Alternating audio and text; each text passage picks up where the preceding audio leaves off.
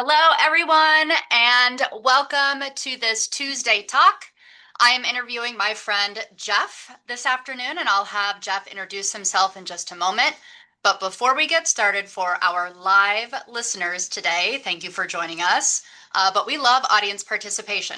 So, as Jeff and I are visiting over the course of the next 30 minutes, please type in a question, and you can do that by means of clicking on a button on most likely on the bottom of your Zoom screen, maybe the top of your Zoom screens, depending on how you have it set up.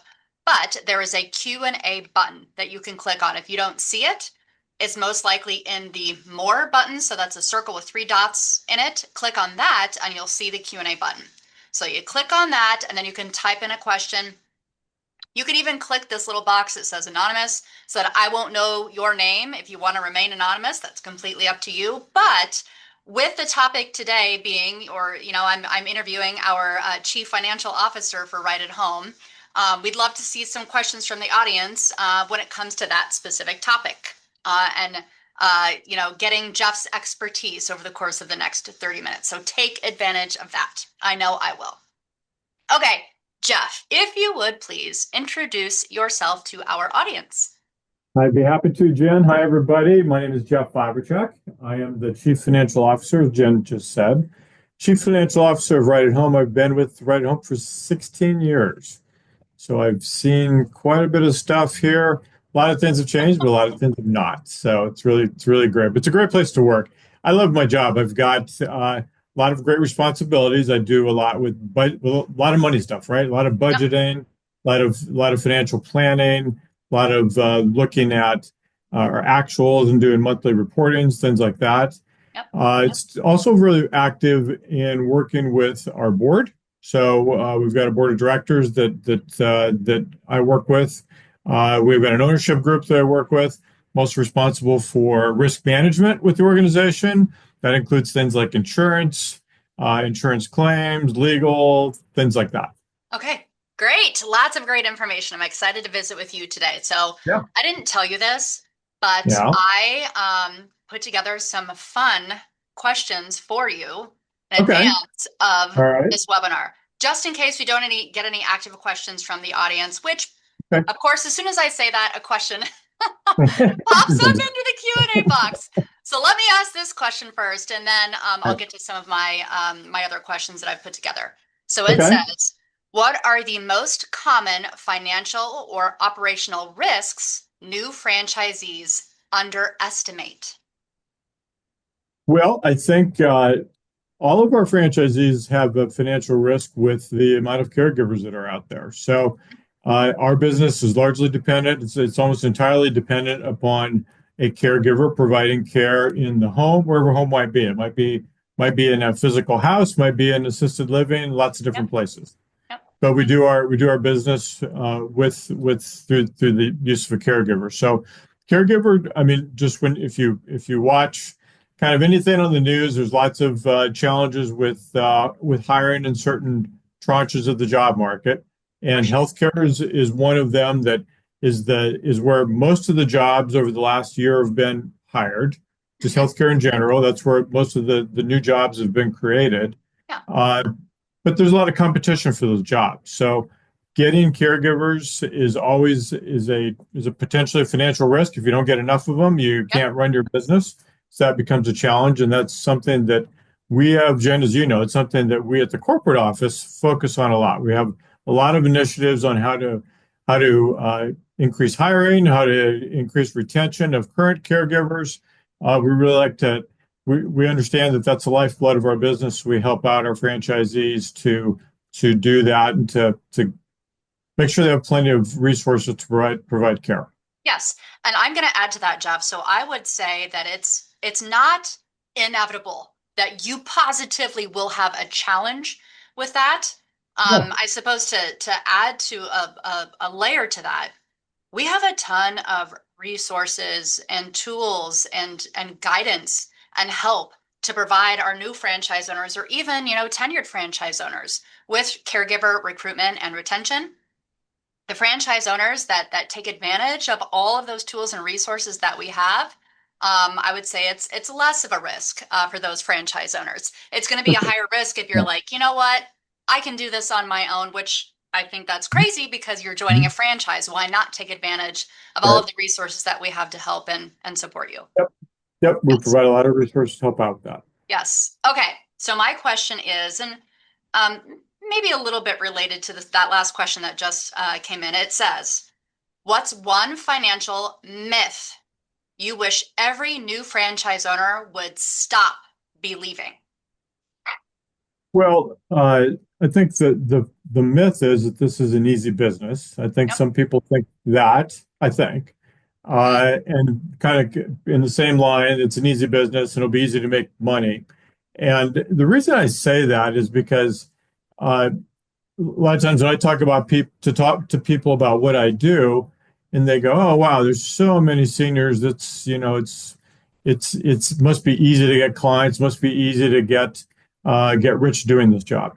Hmm. And don't get me wrong, that it is very true. Obviously, demographics are certainly in our favor. And when you look at 5, 10, 15 years from now, the population of our clients, kind of that 80-ish year old person, they just explode. So there's going to be plenty of demand, but it is a myth to think that your phone's going to run off the hook. It's a myth to Yeah. think this is easy to make a lot of money. We have a lot of super successful franchisees, and they work very hard to make Right. successful business.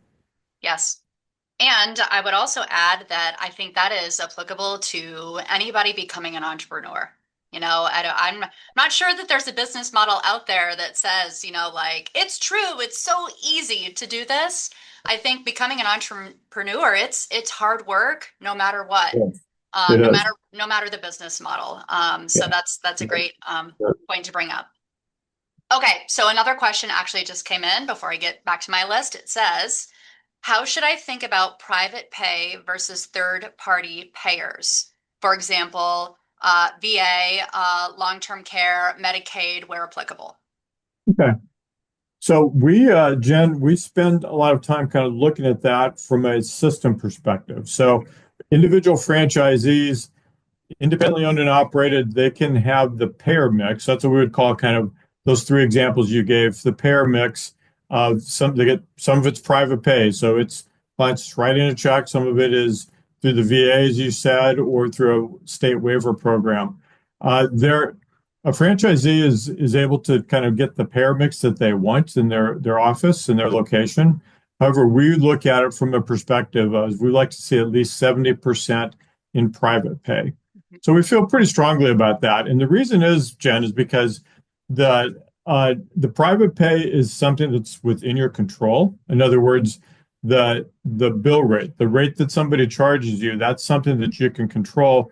With the other programs, you typically can't. You can't go to the VA and say, "I'm only going to do this for X dollars an hour." Yeah, They're gonna tell you what they're going to pay you. that's And right. in some years, the margins are really attractive. Uh, but then in some years they're not. So in other words, they might change the prices. They might go up in one year, might go down the next year. They might hold them flat for 5 years. We've seen that before, Sure. to where business that has been pretty good and profitable sometimes is no longer good and profitable. So that's the way we look at it. We think a nice mix of everything, kind of a little diversification, if you will. For I sure. would definitely not put everything in one basket, and would definitely would weigh heavily towards the private pay is what we recommend. Yes, correct. And regarding VA, Medicaid waiver, long-term care insurance, of course, it depends on what state you're in. Each one of those Yep. programs is going to be different as far as credentialing and Yep. reimbursement rate. So once you become a franchise owner, it's critical to work with our licensure specialist, which we have a team of people here who are going to be an excellent resource for you to educate you on the different programs that are going to work best for you. But we encourage you to do your research on what's going to work best for you and your business and in your specific state. Yep, for sure. Yes. Okay. So my next question, it is, if you had to describe a thriving right-at-home franchise owner in financial terms, what metrics would they excel in just beyond revenue? So revenue, and then I'll say profitability would be, I can say Mhm. kind of put those in the same bucket. Not necessarily always, but Yep. lots of times profitability and revenue are tied pretty close together. I think so. Gross margin. So we just kind of got done talking about this a little bit. Gross margin, in other words, the margin you make on the care that you provide, and that gets tied to what I just talked about in the bill rate and how in some, if the private pay is you can control that much more than you can with the other ones. But one of the metrics I would definitely watch is the gross margin on the business. You're obviously your expenses, watching what your expenses are. That Mhm. we help you really key in on a couple key ones. So all expenses are important, right? But you spend more money on office payroll than probably any other expense. So really watching the office payroll, how many employees you have in your office helping out versus Yep. kind of the ratio of business you have to the payroll is a number that we have you watch a lot for. And Yep. then there's just basic things: your rent expense, your insurance expense, your health insurance expense. Those are always numbers that you keep your eye on. And as you get into business, you'll establish trends, and you'll see when you're kind of in the right normal range or when you're outside those trends. Yes. And I was hoping you would bring this up, but I'll bring it up for you. So we just Okay. revamped our Right Focus dashboard. So I've been with Right at Home for 7 years, and I want to say when I first started, excuse me, is just when we were developing the Right Focus dashboard. Recently, within the past few months, we have really taken that up a couple notches to improve it. I want to say there's 11 or 12 different key metrics, so it's a dashboard that you as a franchise owner will have that you can pull up with your coach or on your own, where it shows all of those relevant KPIs, a lot of the things that Jeff just mentioned, plus others, to really help you keep your finger on the pulse of your business in multiple areas. So it's a one-stop shop that shows you all the relevant things to make sure that your business is functioning properly in all the areas instead of just one or two specific things, because they're all kind of related and it's all in one spot. So it's an awesome resource and something that we're incredibly proud of, that it was great to begin with and now it's even better. I agree, and I had that on my list to bring up today for sure because what Jen just brought up was just it's such a remarkable kind of a dashboard, and it has things in there about how many caregiver applications you have and what's your ratio of application to hire. It's got lots of different things on there. Yes. I think what's best about it, it's none of the metrics on there are ones where you would go, wow, that's just amazing. I would have never thought of watching that. That's not the point of this dashboard. The point of this dashboard is you can just look and log in every morning and look and see how things are trending. You have to get out your whatever your spreadsheets or your Yeah. napkin, whatever you keep your notes on. You don't have to go to any of that information. You just have to log in once. You see this dashboard. You can click through there and look at the different metrics. You can do it once a day. You can do it once a week. But what's great is it gives you lots of tools to look at what's going on. And then your coach, when he or she calls you or comes to visit with you, that's going to be kind of what the visit's going to be built around is your dashboard and the metrics, and here are things that you're doing great in. Here are things that maybe you can spend some time on to improve, and they'll talk about how to improve that with you. Yes. And a question came in, Jeff. It says, is this dashboard an additional expense for the franchisee? It is not. No, it's part of what we do as a franchisor. We provide this. Yes. Okay. Thank you. Another question from the audience. Yeah. It says, Okay. how should a new franchisee think about ramp up timing to break even and profitability in today's environment? Well, that's whether you can always take out today's environment because it's every environment is challenging, has different challenges in their own way, but Uh, we cannot predict what break even is going to look like for anybody on this phone. It's going to be different for every franchisee. We don't say it's going to take this many days, this many months, or anything like that, because it really, really does vary depending on the franchisee and the circumstances. It depends upon all kinds of things, how you set up your market, who your employees are, how are you paying them, are you paying yourself or not? So it depends on a lot of those things. Okay. Perfect. Thank you. Okay, back to my list of questions. Okay. Knowing that the audience that is watching this today or listening to it on a recorded basis, knowing that the audience are people who are thinking about joining right at home, um, relatively soon they could be attending a discovery day, and shortly thereafter starting our Right Start, ramp up program, eventually getting to opening of business. So thinking about like a brand new franchise owner who's just opened their business. So my question for you is early on, what is one smart financial habit that separates franchisees who really thrive versus those that may struggle just a little bit? So my answer is going to be around data, and that might be because might be a little bit biased because of my position, but I mean, keeping track of your data, keeping track of your, for example, your sales visits, who you've gone to see. So a lot of being successful is building that right at home brand in the community. Yes, we've got a great national brand, right? We've got a great website. We've got a great brand. We've got great commercials, but it's really up to each individual franchisee to build a brand in their own local area. Get out and talk to the discharge planners. Get out and talk to the state agencies that support the agent, things like that. So that's super important to do, and just so again, keeping track of who you've talked to, those metrics on your sales calls are super important. Okay. Okay. Next question from me. Um, how important is it for new franchise owners to visit with other existing right at home franchise owners? So during the education or approval process, each one of our prospective franchise owners goes through franchisee validation where they talk to existing right at home franchise owners. From a financial perspective, how important is it to maintain those relationships with other existing franchise owners even after they've opened their business? Yeah, I think so.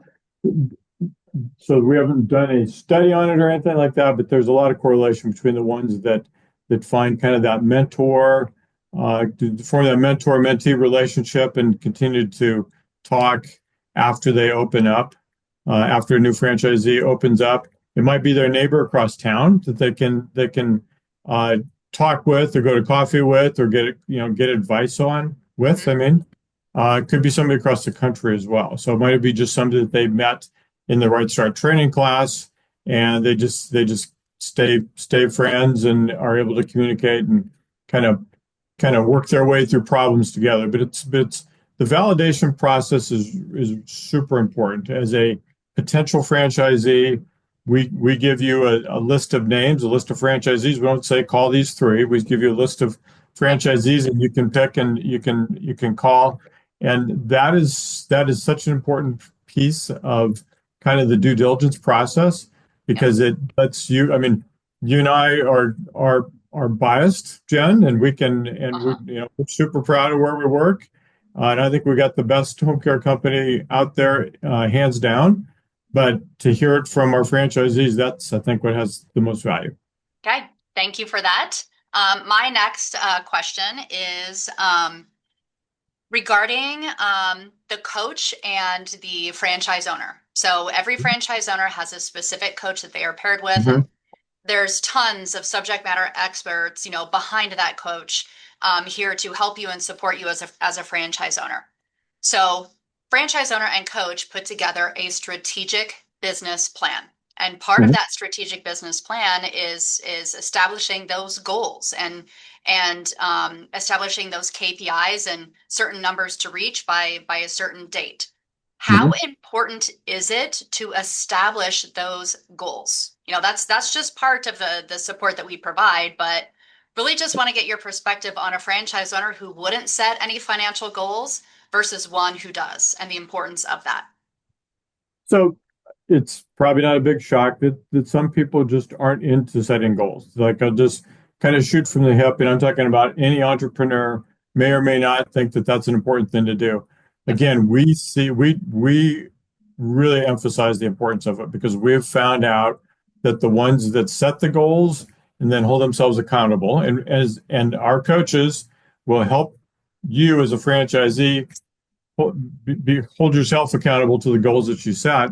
But it makes so much sense to be able to set those goals out, and that could be a couple different things. It could be revenue based, They could be profit based. They could be number of client based, uh, or they could be all the above. But just setting up those goals and working towards them, and just monitoring kind of how you are doing. Like if it's over a 12-month period, and if halfway through the 12 months you're not halfway to what your goal is, for example, then that allows you and your coach to work together on, okay, what's wrong? Maybe the goal was too high. Maybe you're not doing anything to, maybe you're not doing enough to try and hit the goal. So it's just pieces that you can work on together with your coach.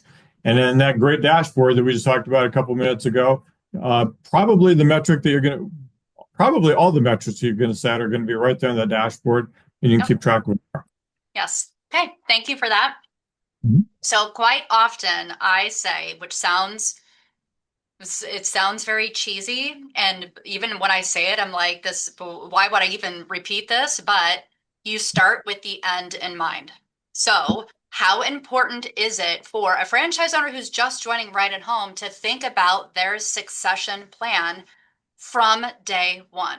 And it's kind of difficult to explain to somebody who's just starting their business, like, wait, you want me to leave already? No, we want you to be in this business forever, but you have to have some type of a succession plan, a transition plan, whether that's 5 years from now or 50 years from now, whatever that looks like, you have to have a plan in place. And it includes lots of things in addition to just like financial plan, but really just would love to hear your perspective on, start with the end in mind and what that means and how important it is to have that succession plan.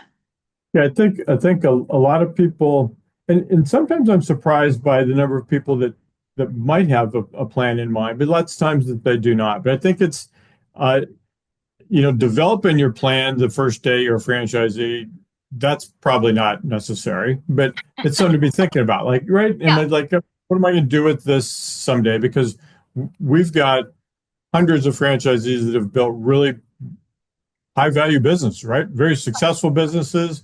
They're worth a lot. If they're to go sell them, they're worth a lot. So they need to kind of think about, okay, what will I do with this someday? Is this something that I want to give to my kids or sell to my kids, or bring family members in?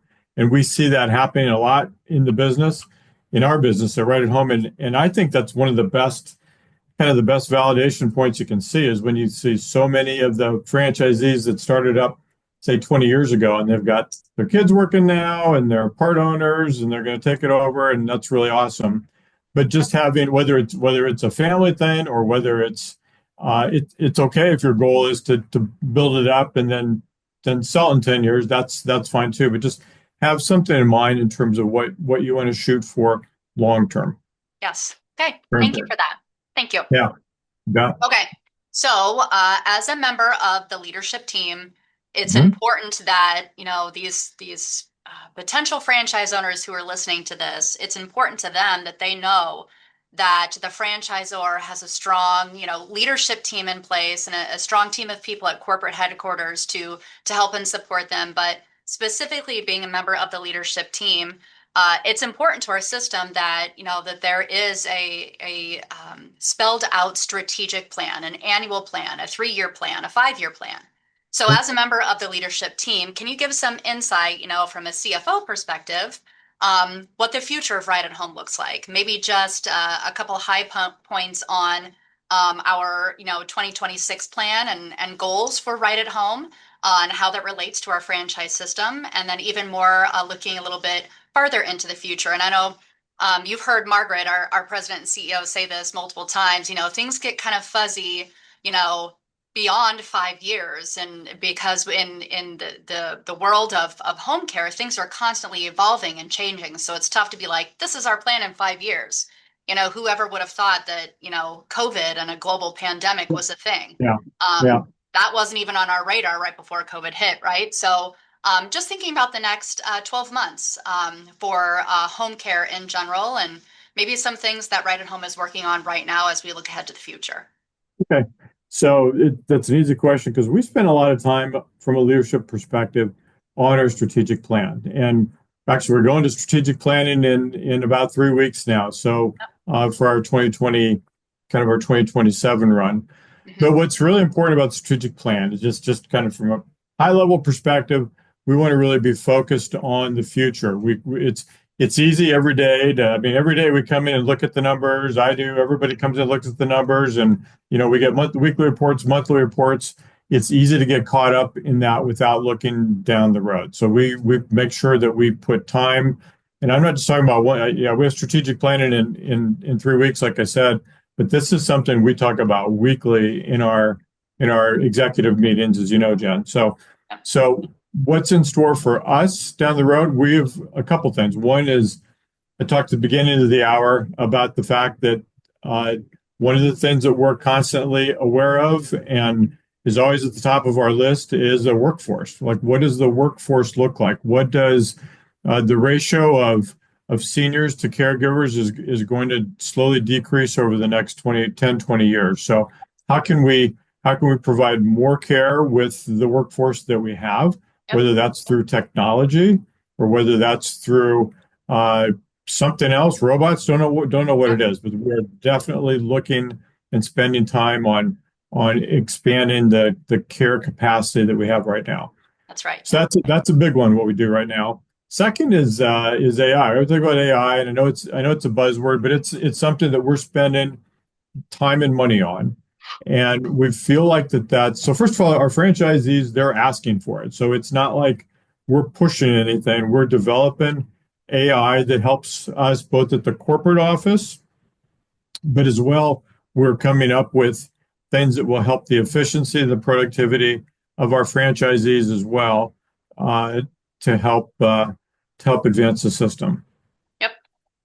And I'm just writing notes like crazy because you're saying so many awesome things. I want to add to that. Yeah.